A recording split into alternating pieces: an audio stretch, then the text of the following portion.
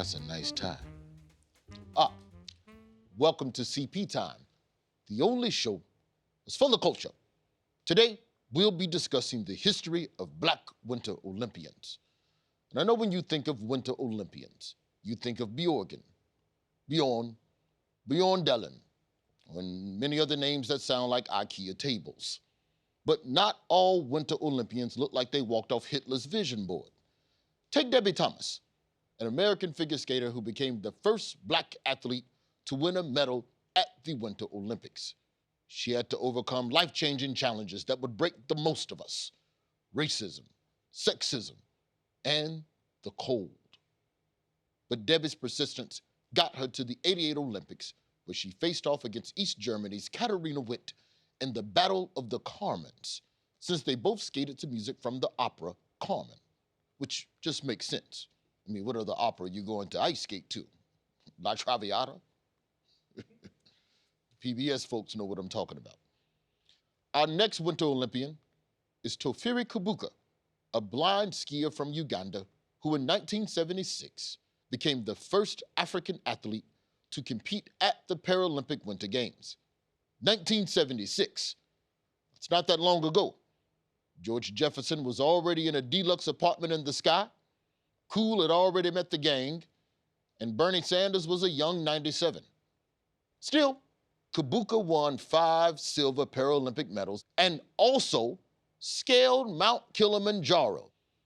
To cap it off, in 1996, Kabuka became the first Black flag bearer of Norway, where he still resides today. I just hope that he never regains his sight and realizes that he's the only brother in that country. But sometimes you chase the dream, and sometimes the dream chases you. That's what happened to Matilda Pettejean, representing the nation of Togo in cross-country skiing in 2014. The crazy part? Matilda never even thought about skiing in the Olympics until her country reached out to her on Facebook. Now that there's a DM. The only Facebook messages I get are from Russian robot booty. That's how I met my fiance, Tatiana 696969. Love you, baby. I'm sending my routing number shortly.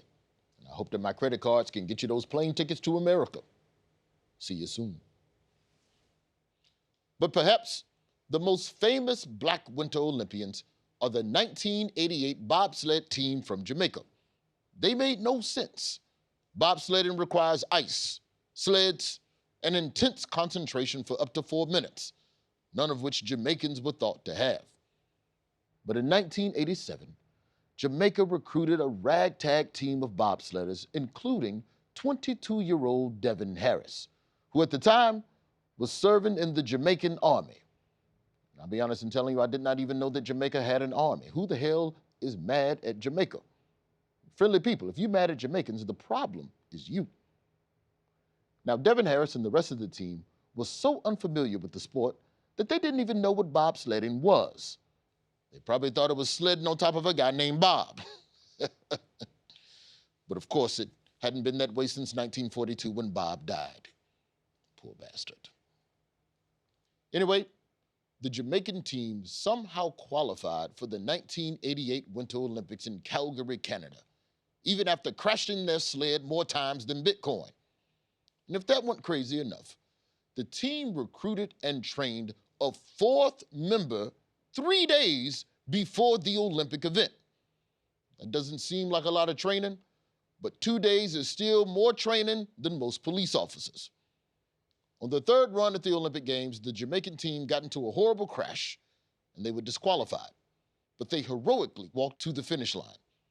It was a dramatic moment that was made famous in the 1993 movie Cool Runnings, a movie I auditioned for, but ultimately didn't get the part because of my, quote, offensive Jamaican accent. Come on now, man. You know me accent no offend you, man. Me grow up in Kingston, me smoke the reefer, me eat the plantain. Stop. What? That was a terrible accent, Roy. Wait, who's there?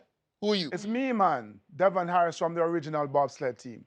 I hacked into your monitor to tell you to stop doing a Jamaican accent. You sound like Miss Cleo had sex with Jar Jar Binks. How did you hack into my monitor? Because I believe in myself. And if you believe in yourself, you can do anything.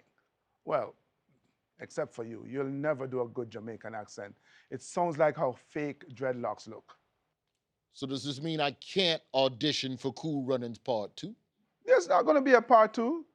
And even if there was, let's face it, you don't exactly look like an Olympic athlete. Now, I would say you look like you're competing to be America's next top Steve Harvey. So, Well, excuse me, I thought Jamaicans were supposed to be friendly. All that damn weed you smoke, one love my ass. I heard that. Good, I hope you did. Well, that's all the time we have for today. I'm Roy Wood Jr., and this has been CP Time. And remember, we're for the culture. Now, since I got you here, tell me, have y'all ever thought about using dogs? That's a different type of sled. No, I mean to as a teammate to help you push. Have you ever seen Air Bud?